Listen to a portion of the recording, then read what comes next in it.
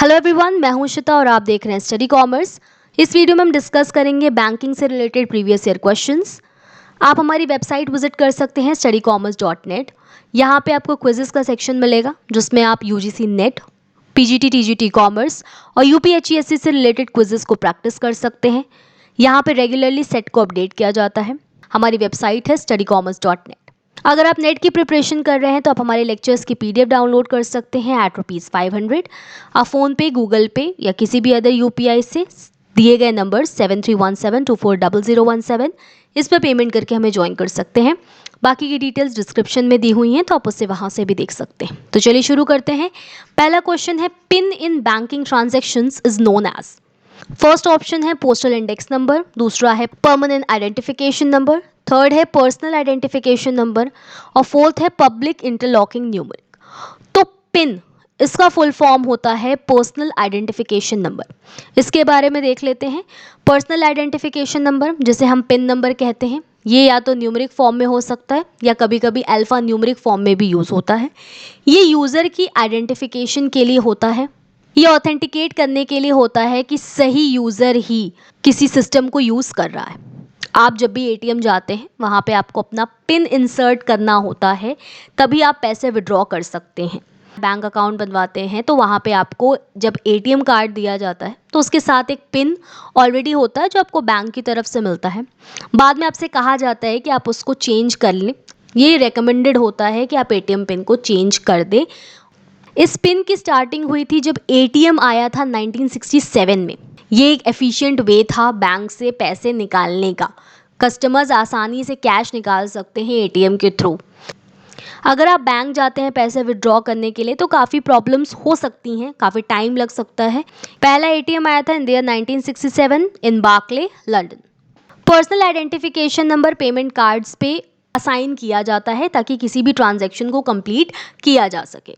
Personal identification number का इस्तेमाल किया जाता है ताकि जो सिक्योरिटी है उसको इंक्रीज़ किया जा सके।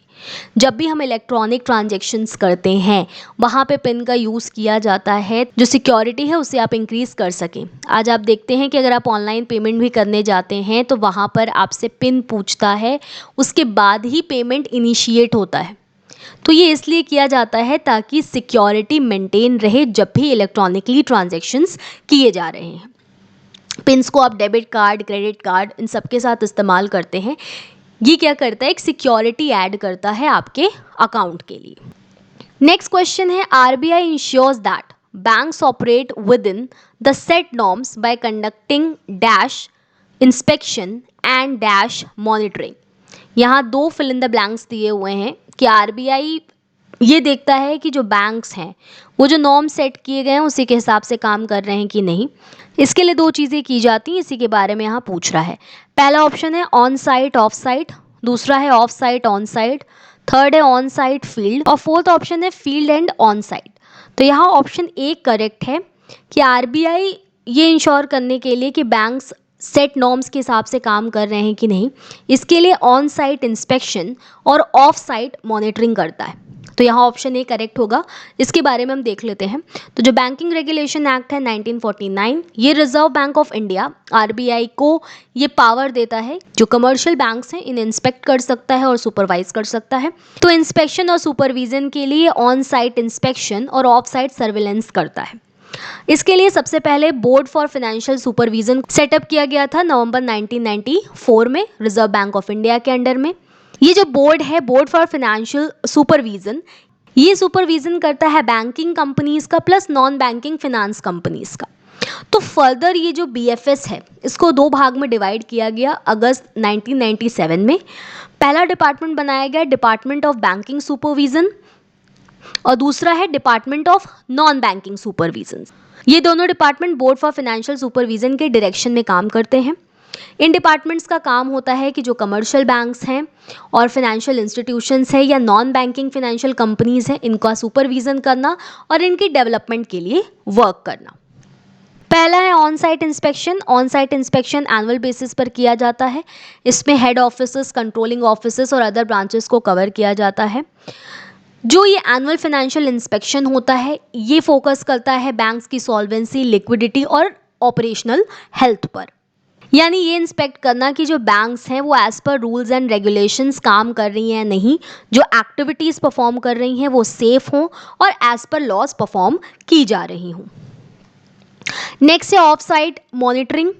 ये एक न्यू सुपरवाइजरी स्ट्रैटेजी है जो कि 1995 में आई थी। ये ऑफ साइट मॉनिटरिंग दो ऑन साइट इंस्पेक्शंस के बीच में की जाती है ताकि बैंक्स की फाइनेंशियल हेल्थ को मॉनिटर किया जा सके और ये आइडेंटिफाई किया जा सके कि ऐसे कौन से बैंक्स हैं जिनकी फाइनेंशियल डिटेरिएशन हो रही है, यानी जो फाइनेंशियली स्लो डाउन हो रहे हैं, ऐसे बैंक्स को आइडेंटिफाई करना और उनको सुपरवाइज करना। ये इसलिए किया जाता है ताकि जो भी ये समस्या है उसका पहले ही पता लगाया जा सके और टाइमली एक्शन लिया जा सके। नेक्स्ट क्वेश्चन है skimming in e banking refers to. पहला ऑप्शन है converting debit card into credit card, दूसरा है transferring cash from one account to another account, third है स्टीलिंग क्रेडिट कार्ड इन्फॉर्मेशंस और फोर्थ है intimating customer about heavy withdrawals. E banking में skimming का मतलब होता है स्टीलिंग क्रेडिट कार्ड इन्फॉर्मेशंस। यहाँ ऑप्शन सी करेक्ट होगा। इसके बारे में हम जान लेते हैं। स्किमिंग का मतलब होता है कि जो क्रेडिट कार्ड्स होते हैं इनकी मैग्नेटिक स्ट्रिप से इंफॉर्मेशन को स्टील किया जाता है, इंफॉर्मेशन को चोरी किया जाता है। तो ये जो मैग्नेटिक स्ट्रिप्स होती हैं ये कोडेड होती हैं और ये यूज़र को आइडेंटिफाई करती हैं। तो जो फ्रॉडस्टर्स होते हैं वो इन्फॉर्मेशन कलेक्ट करते हैं क्रेडिट कार्ड या डेबिट कार्ड या एटीएम कार्ड से इस मैग्नेटिक स्ट्रिप को रीड करके। इसके लिए ये क्या करते हैं कि एटीएम्स में एक छोटी डिवाइस लगा देते हैं जिससे ये जो डेटा होता है उसको चुरा सकते हैं। अब ये फ्रॉडस्टर्स कैसे ऑपरेट करते हैं? दो तरीका हो सकता है, एटीएम मशीन्स के थ्रू या फिर रेस्टोरेंट्स या शॉपिंग आउटलेट्स पे। एटीएम में क्या होता है, एक स्किमिंग डिवाइस होती है जो एटीएम कार्ड का जो स्लॉट होता है उसमें लगा दिया जाता है। ये डिवाइस जब आप कार्ड इंसर्ट करते हैं तो उस समय जो इन्फॉर्मेशन होती है उसको रीड कर लेती है और स्टोर कर लेती है। जैसे ही कस्टमर पिन एंटर करता है तो जो ये डिवाइस होती है ये सारा डेटा ट्रांसफ़र कर लेती है और जो फ्रॉड करने वाला व्यक्ति होता है, जो फ्रॉडस्टर होता है, उसके पास ट्रांसफ़र कर देती है। दूसरा है रेस्टोरेंट्स या शॉपिंग आउटलेट्स। यहाँ पर रेस्टोरेंट्स में या जब हम शॉपिंग करने जाते हैं तो जब हम अपने कार्ड को स्वाइप करते हैं तो अगर कार्ड को 2 बार स्वाइप किया जा रहा है उस वक्त क्या होता है, पहला जो स्वाइप होता है वो आपके रेगुलर ट्रांजैक्शन के लिए होता है और जो दूसरा स्वाइप होता है वो स्किमर के लिए होता है। यानी कि जो डेटा होता है, जो आपकी पर्सनल इन्फॉर्मेशन होती है वो कैप्चर कर ली जाती है और बाद में इसको रिट्रीव कर लिया जाता है। तो ये दो तरीके से फ्रॉडस्टर्स जो होते हैं वो ऑपरेट कर सकते हैं। नेक्स्ट क्वेश्चन है match the items of list 1 with list 2। List 1 में है SLR, SIDBI, cuts, NABARD. List 2 में पहला दिया है working in the field of consumer protection, दूसरा है क्रेडिट कंट्रोल, थर्ड है एग्रीकल्चर एंड रूरल डेवलपमेंट और फोर्थ है फैसिलिटेटिंग स्मॉल स्केल इंडस्ट्रीज। तो पहला है एसएलआर, स्टैट्यूटरी लिक्विड रेशियो। ये रिलेटेड है क्रेडिट कंट्रोल से, ये आरबीआई का वन ऑफ द मेथड है क्रेडिट कंट्रोल करने का। दूसरा है SIDBI, small industrial development bank of India, ये फैसिलिटेट करता है स्मॉल स्केल इंडस्ट्रीज़ को। थर्ड है कट्स, ये वर्क करता है in the field of consumer protection और फोर्थ है नाबार्ड जो कि वर्क करता है एग्रीकल्चरल एंड रूरल डेवलपमेंट के लिए। इसके बारे में डिटेल्स देख लेते हैं। सबसे पहला है स्टैट्यूटरी लिक्विड रेशियो। आरबीआई के दो तरीके के क्रेडिट कंट्रोल के मेथड्स होते हैं, क्वांटिटेटिव और क्वालिटेटिव। स्टैट्यूटरी लिक्विड रेशियो यानी कि SLR one of the quantitative method है। जो कमर्शियल बैंक्स होते हैं उन्हें अपने एसेट्स का कुछ फिक्स परसेंटेज कैश या लिक्विड एसेट्स के फॉर्म में रखना होता है अपने पास, जिसे हम एसएलआर कहते हैं। इस एसएलआर की जो रेट होती है वो आरबीआई के द्वारा फिक्स की जाती है। एसएलआर के द्वारा जो क्रेडिट है, जो क्रेडिट क्रिएशन है, इसको कंट्रोल किया जा सकता है। जब भी फ्लो ऑफ क्रेडिट को डिक्रीज करना होता है, यानी कि जितना पैसा मार्केट में जा रहा है अगर उसे कम करना होता है तो आरबीआई एसएलआर को इंक्रीज कर देती है और इसके विपरीत जब फ्लो ऑफ क्रेडिट को बढ़ाना होता है तो आरबीआई एसएलआर को डिक्रीज कर देती है। इसके बारे में मैंने एक डिटेल वीडियो ऑलरेडी बनाया हुआ है, तो आप उसे आई बटन पे क्लिक करके देख सकते हैं। नेक्स्ट है small industries development bank of India यानी कि सिडबी। इसका फॉर्मेशन हुआ था 2 अप्रैल 1990 में। इसका हेडक्वार्टर लखनऊ उत्तर प्रदेश में है। सिडबी एक एपेक्स इंस्टीट्यूशन है जो कि फिनेंस करती है, प्रमोट करती है और डेवलपमेंट करती है micro, small and medium enterprises का। ये मिनिस्ट्री ऑफ फिनेंस के अंतर्गत काम करती है। जो मेन पर्पस होता है सिडबी का वो है रीफिनांस फैसिलिटीज प्रोवाइड करना बैंक्स और अदर फाइनेंशियल इंस्टीट्यूशंस को, और इसके अलावा जो इंडस्ट्रीज होती हैं उनको टाइम टू टाइम ये लेंडिंग करती है और वर्किंग कैपिटल के लिए पैसा प्रोवाइड करती है। ये एक प्रिंसिपल फाइनेंशियल इंस्टीट्यूशंस है micro small and medium enterprises के लिए, यानी कि एमएसएमई सेक्टर के लिए। सिडबी सुपरवाइज किया जाता है आरबीआई के द्वारा। सिडबी का विजन क्या है? तो सिडबी का विजन है कि ये एक सिंगल विंडो, एक सिंगल या मेन सेंटर बन सके जो कि एमएसएमई सेक्टर की जो फाइनेंशियल और डेवलपमेंट नीड्स हैं उसको पूरा कर सके और इस सेक्टर को स्ट्रॉन्ग बना सके और ग्लोबली कॉम्पिटिटिव बना सके। इसके अलावा ये खुद को कस्टमर फ्रेंडली इंस्टीट्यूशन बनाना चाहता है और साथ ही साथ मॉडर्न टेक्नोलॉजी को यूज़ करके शेयर होल्डर्स की वेल्थ को बढ़ाना चाहता है, प्लस जो वैल्यूज़ हैं इन सेक्टर्स की उसे इंक्रीज करने की कोशिश करता है। नेक्स्ट है consumer unity and trust society, यानी कि कट्स। ये एक नॉन प्रॉफिट ऑर्गेनाइजेशन है जो कि जो पुअर हैं इनको डेवलपमेंट अपॉर्चुनिटीज प्रोवाइड करता है। ये स्टार्ट हुआ था ईयर 1989 में राजस्थान में। इसका जो मेन मिशन है वो है consumer sovereignty through social justice, economic equality, environmental balance with in the country and across the borders, यानी कि अपनी कंट्री के अंदर प्लस अपनी कंट्री के बाहर जो कंज्यूमर्स हैं उनको जस्टिस प्रोवाइड करना, इकोनॉमिक इक्वालिटी प्रोवाइड करना और एनवायरमेंटल बैलेंस बनाए रखना इसका मिशन है।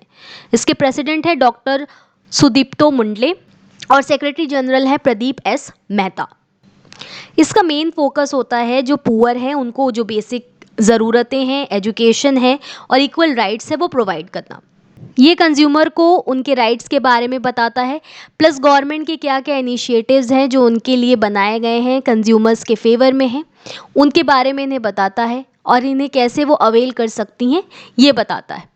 तो ये कंज्यूमर्स हैं, स्पेशली जो पुअर लोग हैं उनको डेवलपमेंट अपॉर्चुनिटीज़ प्रोवाइड करता है। प्रेजेंट में इसके 3 प्रोग्राम सेंटर्स है, जयपुर में, एक छत्तीसगढ़ में। इसके अलावा एक पब्लिक पॉलिसी सेंटर है जयपुर में, एक एडवोकेसी सेंटर है न्यू दिल्ली में और रिसोर्स सेंटर है कोलकाता में। इसके अलावा 6 एफिलिएटेड सेंटर्स हैं, 3 अफ्रीका में, एक वियतनाम में, एक स्विट्जरलैंड में और एक यूएस में। लुसाका, नायरोबी और एक्रा अफ्रीका में, हनोई वियतनाम में, जिनेवा स्विट्जरलैंड में और वॉशिंगटन डीसी यूएसए में। नेक्स्ट है national bank for agriculture and rural development, यानी कि नबार्ड। इसका एस्टैब्लिशमेंट हुआ था 12 जुलाई 1982 में। रिकमेंडेशन था बी शिवारामन कमेटी का। हेडक्वार्टर है मुंबई में। ये एक एपेक्स बॉडी है एग्रीकल्चर और रूरल डेवलपमेंट के लिए। इसके चेयरमैन है गोविंदा राजुलू चिंताला और नबार्ड फुल्ली ओन्ड है गवर्नमेंट ऑफ इंडिया के द्वारा। नबार्ड का विजन है रूरल प्रॉस्पेरिटी को बढ़ाना। इसका मेन मिशन है financial, non financial interventions, innovations, technology और इंस्टीट्यूशनल डेवलपमेंट के द्वारा एग्रीकल्चर और रूरल सेक्टर का सस्टेनेबल और इक्विटेबल डेवलपमेंट करना। तो वापस से हम अपने क्वेश्चन पे आते हैं। एसएलआर का था क्रेडिट कंट्रोल, सिडबी का था facilitating small scale industries, cuts का था working in the field of consumers protection और नबार्ड था एग्रीकल्चर एंड रूरल डेवलपमेंट। तो यहाँ ऑप्शन बी करेक्ट होगा। नेक्स्ट क्वेश्चन है imperial bank was established on the recommendation of. पहला ऑप्शन है जेम्किंस, दूसरा है लॉर्ड इलिंगवर्थ, थर्ड है किंग जॉर्ज फिफ्थ और फोर्थ ऑप्शन है विंस्टन चर्चिल। इसके बारे में देख लेते हैं। इंपीरियल बैंक ऑफ इंडिया एक वन ऑफ द ओल्डेस्ट और लार्जेस्ट कमर्शियल बैंक है। ये as a central bank work करता था तब तक जब तक आरबीआई का एस्टैब्लिशमेंट नहीं हुआ था in the year 1935। Imperial bank found किया गया था 27 जनवरी 1921 में और इसके फाउंडर हैं जॉन मेनार्ड किन्स, यानी कि JM किन्स। ये imperial bank of India 3 presidency banks को अमलगमेट करके बनाया गया था, bank of Bengal, bank of Bombay और बैंक ऑफ मद्रास। बाद में ईयर 1955 में इंपीरियल बैंक ऑफ इंडिया को ट्रांसफॉर्म करके स्टेट बैंक ऑफ इंडिया बना दिया गया था। तो वापस से हम अपने क्वेश्चन पे आते हैं। इंपीरियल बैंक को establish on the recommendation of, तो फर्स्ट ऑप्शन यहाँ करेक्ट होगा JM किन्स। JM किन्स के रिकमेंडेशन पे इंपीरियल बैंक का एस्टैब्लिशमेंट किया गया था। तो आज की इस वीडियो में हमने पढ़ा बैंकिंग में कुछ प्रीवियस ईयर क्वेश्चंस। होपफुली ये चीज़ें आपको समझ में आई होंगी। Thank you.